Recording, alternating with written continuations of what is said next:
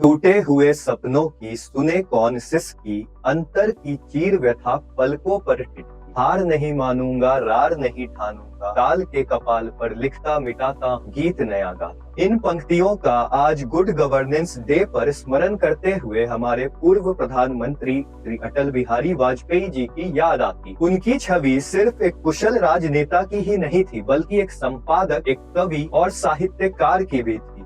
बल्कि भारतीय राजनीति में उनसे बेहतर कोई प्रखर वक्ता तक नहीं मौजूद। उनकी पूरी जीवन शैली को देखें तो दिखता है, from participation in national movements से लेकर इमरजेंसी के दौरान जेल की यात्रा करना और उसके बाद 1996 के दौरान जो डर्टी पॉलिटिक्स थी, कोलिशन गवर्नमेंट फॉर्म हो रही थी, उसमें एक यूनिफाइंग फिगर बनकर उभरने। अपने जीवन काल में उन्होंने लॉ की पढ़ाई की, उसके बाद पत्रकारिता की, पंचजन्य और राष्ट्र धर्म जैसी पत्रकारिता से जुड़े और बाद में राष्ट्रीय जनसंघ और फिर भारतीय जनता पार्टी में शामिल हुए। लेकिन उनकी छवि सिर्फ उनके ही पार्टी में नहीं, बल्कि ऑपोजिशन पार्टी में भी एक धर्मनिरपेक्ष नेता की, जो सभी दलों को साथ लेकर चलते थे। याद होगा आपको उनका वो फेमस भाषण, जिसमें उन्होंने कहा था कि ऐसी सत्ता को वो चिमटे से भी छूना नहीं चाहेंगे जो किसी पार्टी को तोड़कर या अनैतिक तरीकों से बनाई गई। यह उनका ही कहना था कि political instability could be achieved by consensus, और एनडीए जैसे दल का निर्माण करके उन्होंने कोलिएशन लीडरशिप का एक बेंचमार्क भारतीय राजनीति में स्थापित किया। और तो और उन्होंने टेक्नोलॉजी आम जनता तक पहुंचाया, आईटी, टेलीकॉम और रिफॉर्म्स को भारतीय युवा के लिए और मजबूत बनाया। रूरल कनेक्टिविटी की बात करें तो आपको याद होगा गोल्डन क्वाड्रिलेटरल योजना या फिर प्रधानमंत्री ग्राम सड़क योजना।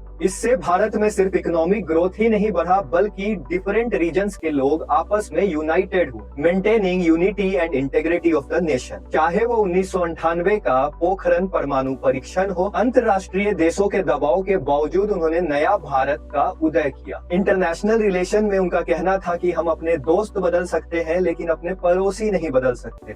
इसलिए उन्होंने पाकिस्तान के साथ बस सेवा की शुरुआत की, मॉडर्न एजुकेशन को पुअर और मार्जिनलाइज्ड सेक्शन के लिए अवेलेबल किया, जिसमें उन्होंने सर्व शिक्षा अभियान पर जोर दिया, जिससे 60% तक ड्रॉप आउट स्कूल्स में घट गया। जब उनको मौका मिला तो 1977 में उन्होंने इंडिया के एक्सटर्नल अफेयर्स मिनिस्टर के तहत संयुक्त राष्ट्र महासभा को हिंदी में संबोधित किया। इससे हिंदी को एक ग्लोबल पहचान मिली और भारत का हेरिटेज और प्राइड मेंटेन्ड रहा। अगर आपको यह वीडियो अच्छा लगा है तो इससे ज्यादा से ज्यादा शेयर कीजिए और मुझे कमेंट सेक्शन में यह बतलाइए कि आज की धूमिल राजनीतिक गवर्नेंस सिस्टम में ऐसी कौन सी अच्छी बात है अटल बिहारी वाजपेयी जी की जो आप शामिल करना चाहेंगे।